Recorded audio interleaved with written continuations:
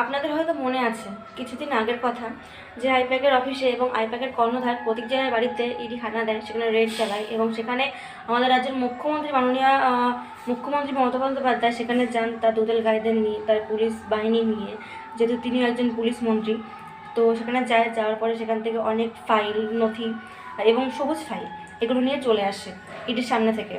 তো এই নিয়ে যখন রিপাবলিক বাংলার সাংবাদিক সন্তু পান তাকে প্রশ্ন করে যে মাননীয়া নথি নিয়ে চলে যাচ্ছেন, যে কয়লার টাকা কি গোয়া নির্বাচনে ব্যবহার করেন, কিন্তু মাননীয়া তো সোজাসুজি উত্তর দেয়নি।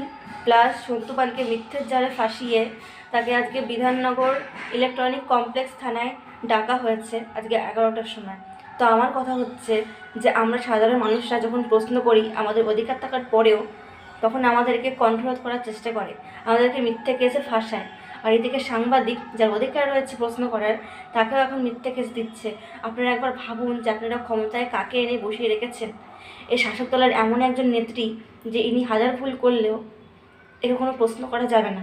আমরা বারবারই দেখেছি যখনই আমরা মাননীয়ার বিরুদ্ধে কথা বলি, অর্থাৎ যখনই উনি কোনো ভুল কাজ করেন, কোনো ভুল কিছু করেন, যখনই আমরা সেটার বিরুদ্ধে প্রতিবাদ করি, তখনই উনি আমাদেরকে চুপ করানোর চেষ্টা করে এবং আমাদেরকে মিথ্যে কেস দেয়, যেটা আজকে সন্তু পানের সঙ্গে করেছে।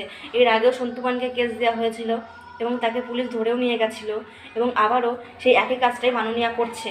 কারণ সন্তু পান নির্ভয় চোখে চোখ রেখে প্রশ্ন করে এবং এটাই মুখ্যমন্ত্রী মমতা বন্দ্যোপাধ্যায় ভয় পাচ্ছে, এবং তাই তিনি বিধাননগর ইলেকট্রনিক কমপ্লেক্স থানায় সন্তু পানকে ডেকে পাঠিয়েছে মিথ্যা কেসের মামলায়। তো আপনাদের সবাইকে অনুরোধ রইল যে আপনারা সন্তু পানের পাশে থাকুন এবং এই যে শাসক দলের নেত্রী অর্থাৎ মমতা বন্দ্যোপাধ্যায়, যিনি আমাদের কণ্ঠরোধ করার চেষ্টা করছেন, আমাদের প্রতিবাদ করাকে বন্ধ করতে চাইছেন এবং প্রত্যেকটা সাংবাদিক বলুন বা প্রত্যেকটা আমাদের পশ্চিমবঙ্গের মানুষের অধিকার কেড়ে নিতে চাইছেন, এবার দয়া করে এনাকে বিদায় দিন।